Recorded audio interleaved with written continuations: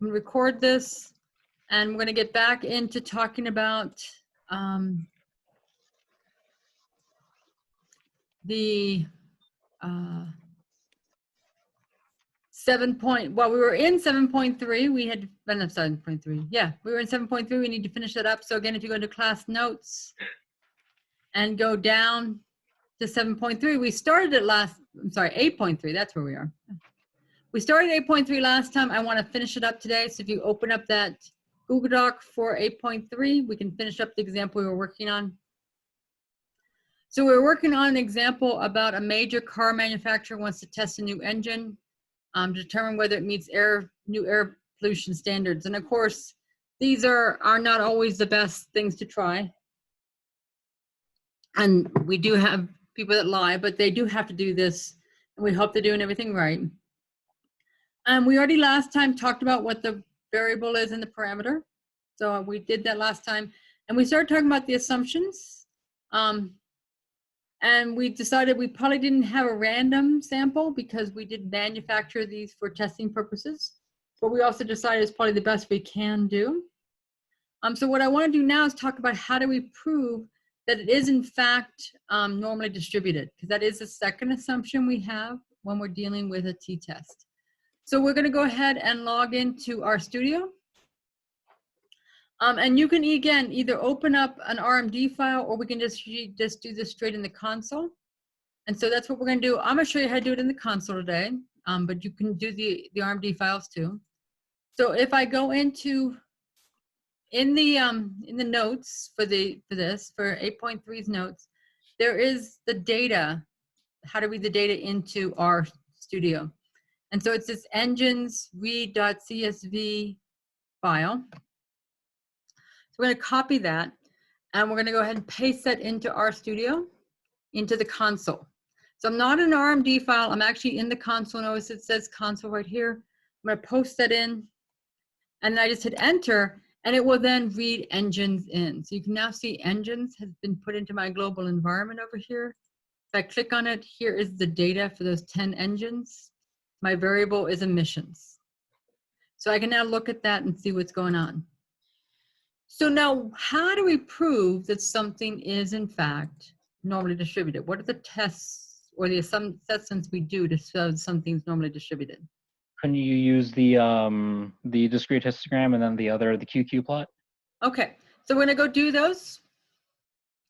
So we're gonna go into RStudio and we're gonna do a density plot. Now, the other thing is because I'm in the console and not in a RMD file, I need to make sure my packages are on. So you want to click on the pack, you've got files, plots, packages, and then go down packages till you find Mosaic, and make sure Mosaic has a check mark next to it. If it doesn't, then just check it. If it does, then you're fine. So I'm coming down here, and my Mosaic, I notice, does not have a checkbox. I'm just going to check in the little square right here.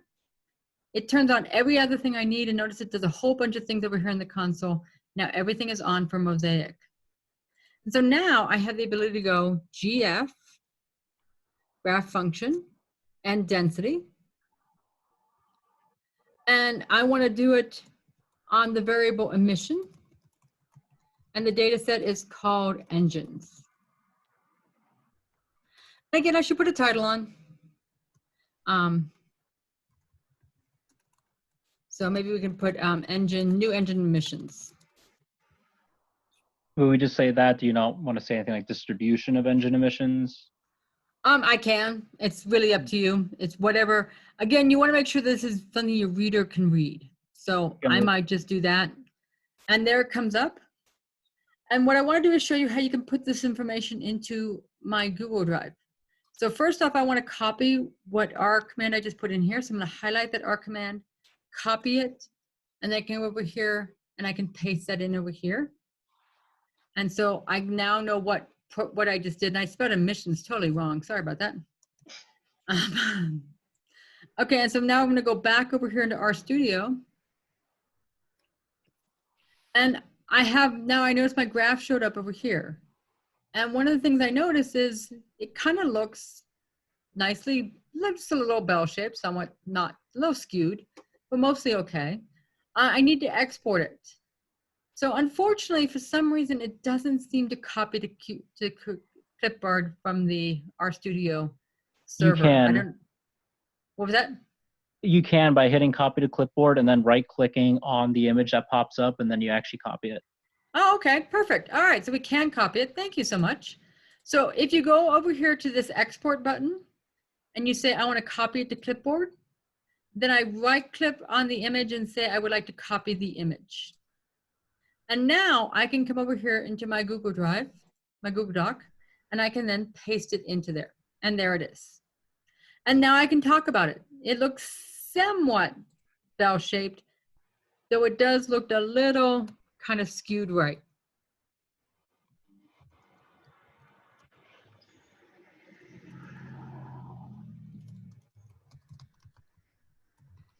By the way, you cannot be symmetric and skewed at the same time. So I've seen people say that to me.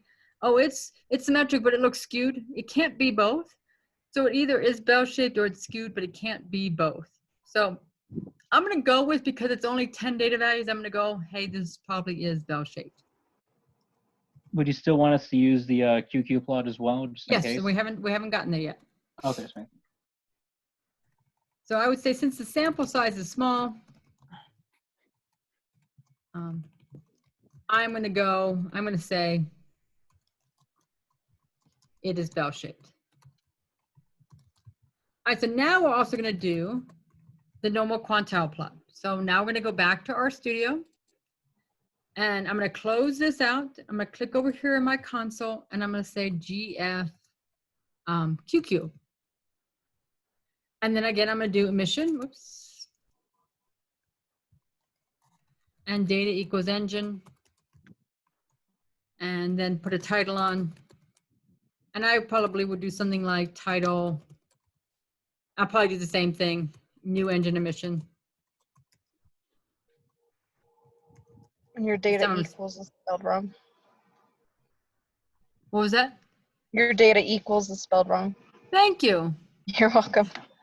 Helps if I spell that correct, because otherwise it gives me a big error. All right, I still spell it wrong. Let's see how to spell engines. Engines. I think it was right. Okay. No, All we right. have an M, not I an got N. an M. All right, I don't like this keyboard. Just I put that. Okay, so then I'm gonna hit enter, and there it is.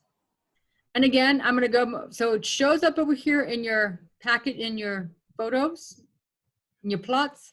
I'm gonna do export, copy to clipboard, right click, copy it again. Oops, You hit not save image. Yeah, copy. Okay, and then I can come over here into my Google plot and paste that. And so what about this? What does this show us? It looks like it would be normally distributed Why? because it's fairly straight. Okay, so this looks linear, I should say, because, and a lot of you have got me to say a lot of times, what is it?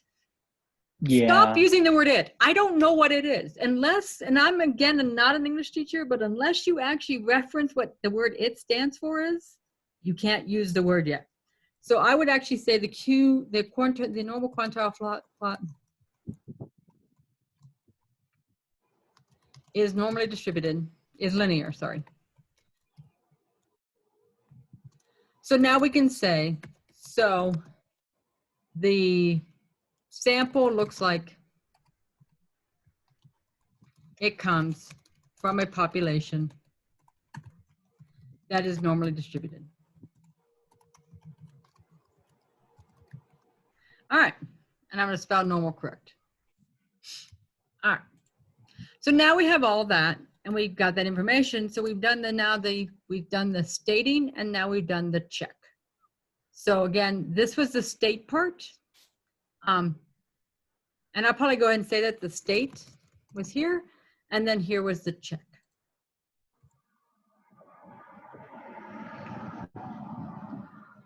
All right. All right, so that's the assumptions part. So we now know we have most of our assumptions okay. This problem is probably okay that they weren't random, but we won't worry about that right now. All right, so now we come to our next step in a confidence interval, which is actually do the calculations.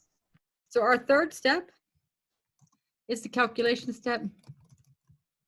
And this is the part where we're going to use RStudio for it. Again, we don't want to do these things by hand. With only 10 data values, you could do this by hand, but we're not going to. So we're going to come into RStudio. I'm going to come back over here into the console. And again, if you're an RMD file, you can do this also. But we're in this R over here, and we can now do, we want to do a test. We want to do a confidence interval, and a confidence interval and a hypothesis test are basically the same thing. This is known as a t-test. So it's t.test. And then we're going to put in my variable, which is the emission. And then my data is from engines. And then the only other thing we need to put in here, this is pretty much all we need. We could actually put nothing else here. But if you go back to here, we want to do what type of confidence interval? Did I say? Yes. So what confidence interval do I want to do? 95%. 95%. Now R automatically defaults to 95, but if you want to tell it, it's conf.level and it's just 0.95. And so that just makes sure it always does the one you want, and you might have to pick a different one if you need to. So we hit enter. I'm going to make this a bit bigger because you can't really see everything that's going on. I did enter, and now I can just highlight all the stuff I have, copy it, and I can paste it into my Google Drive. So I'm going to come back over here in my calculations and I plug it in. And this is the same as we did before. So we did a prop.test before, got similar kind of output. All the RStudio outputs are pretty much the same. It tells us we're doing a one sample T because we only had one sample here. And I know that because we're just talking about these 10 engines. We're not comparing them with anything else. We're just talking about these 10 engines. So it's a one sample. Here's my T value. We don't care about this because we're not running a hypothesis test. So this line right here, we don't need. If we were doing a hypothesis test, then this line we would need. We're not doing a hypothesis test. We don't need that. We don't need this alternative hypothesis because we're not doing a hypothesis test again. We do need this 95% confidence interval. And that's what we're looking for. And so it says it's between these two values. It can also give you your sample mean. So if you want to know what your sample mean was, it's right there. But now all we have to do is say that my confidence interval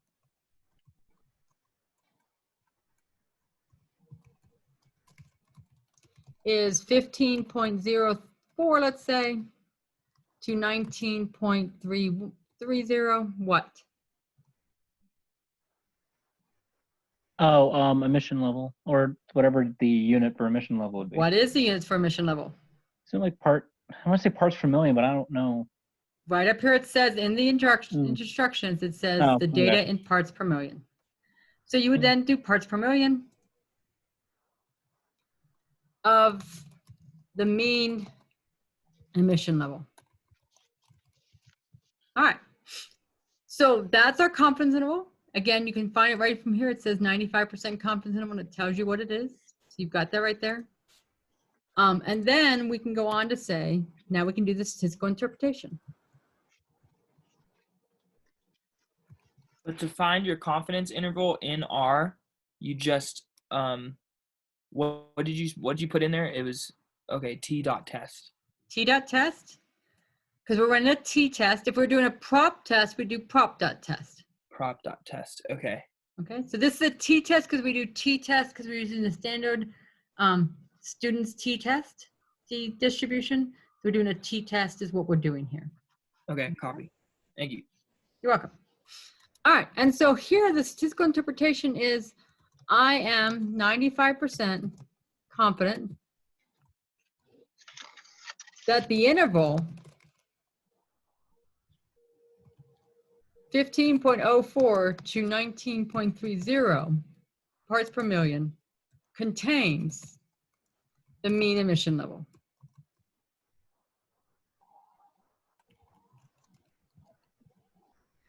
So remember, you're just trying to say statistically, we're 95% sure that this interval captured the true mean. That's what we're trying to say. It's not that the mean is in that interval. We don't have any probability of the mean being in that interval. Our confidence is that interval actually captured that true mean. Okay. And then we can go into our last step, which is the real world interpretation. And this is where you actually tell people, what did you find? So the mean emission level for the new engines is what? Between 15.04 and 19.3 parts per million.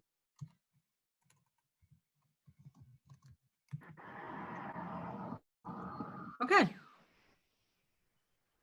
All right, so now let me ask you a different question. So this is just saying, hey, these new engines will have their emission level somewhere between these two. All right. What did it say was the level we had to be? Did I say that? Oh, I didn't tell you what the mean emission level was. Okay. So It car says the manufacturer mean wants is to test. 17.17. Yeah, I No. found it when we did the calculation. Right, no, that's the sample mean value. What I'm Oh, trying to say is, what do we actually have? They're testing the new engine to determine if it meets the new air pollution standards. I didn't give you those standards. So now what if I tell you the emission standards, the federal emission standards are 12 parts per million, or 20 parts per million for emission levels. well, that would mean that they should all meet that requirement.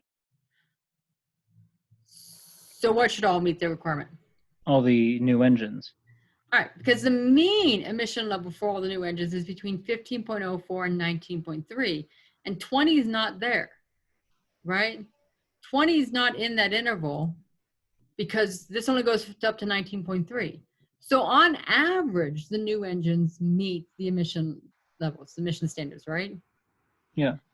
All right, but be careful. It doesn't mean they all do, because means are the combination of all of them together. So one of them could have a value bigger than 19 or bigger than 20, but on average, the new engines do meet it.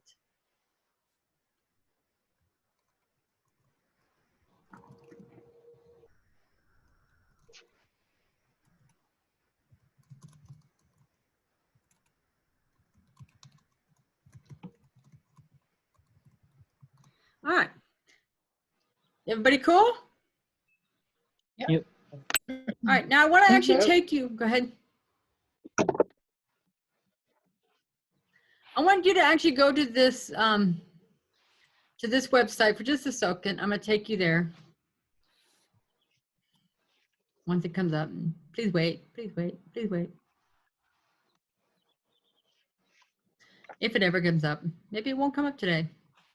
Maybe today's not my day. It's loading forever for me too. Yeah. I There know it it goes. came Okay, up. there we go. Okay. All right. So what I'm going to do is I'm actually going to pick a little bit different data set here. I'm actually going to look at, what did I want to look at? I know I picked one out. The hell would diamonds be? Diamonds are actually carats and so forth.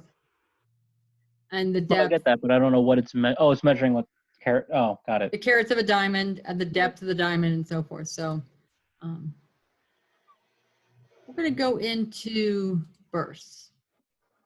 No, actually, I know where I want to go. I wanted to go to DPS. Here's where now. This was 85, so I don't want that one. Okay, let's see. I know I had a place I wanted to go and I didn't write it down. I hate when I do that. All right, we're gonna go back to NHANES and I'm gonna work on BMI. There we go. We'll go with BMI. Okay. And here's my data. There's 50 data points here of what I have. If I took a new sample, there's different 50 data points. Notice we have somebody who has a really high BMI. And I'm going to go ahead and show you that confidence interval. All right, so this is actually the confidence interval we're looking at. All right, so here we have, don't worry about what this p-value means, but here's what the confidence interval says. And what I want to do is I want to actually take a larger sample. So if I take a larger sample, what should happen to that interval?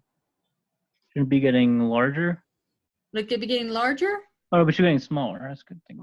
Okay. Which one is it? Larger or smaller? Let's find out. It should Let's be take getting smaller.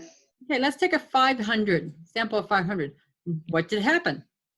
That's smaller. It got smaller. So we got a much tighter interval when we get a much bigger sample size. So this is just kind of showing that information. And if I take a much smaller one, it gets a lot wider, right? Because now we don't have as much data to work with.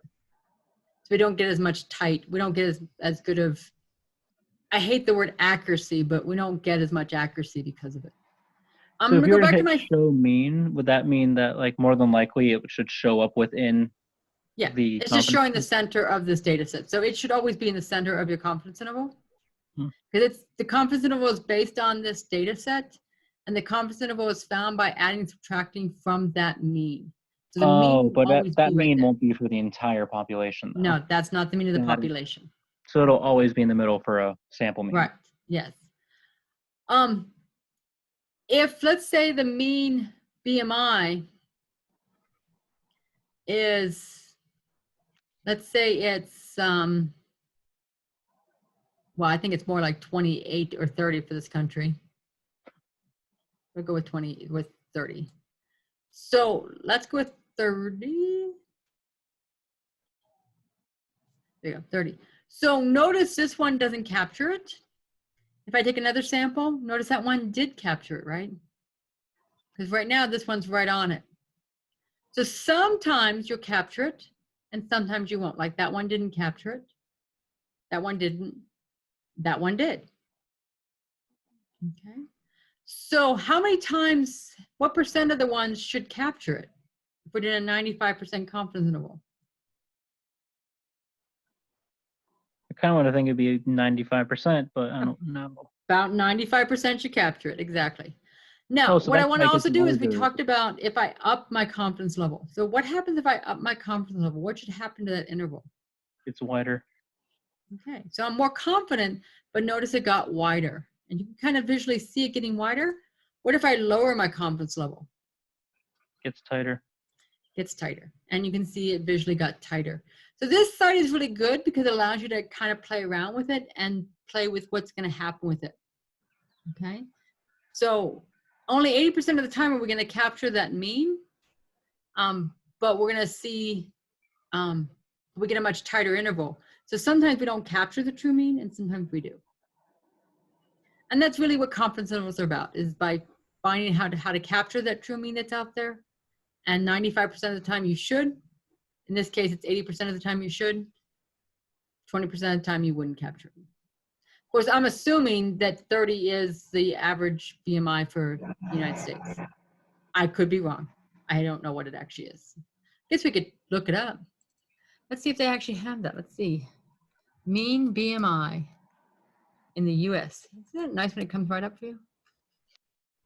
26.5. Well, that's nice to know. Okay. So if I go here and change this to 26.5,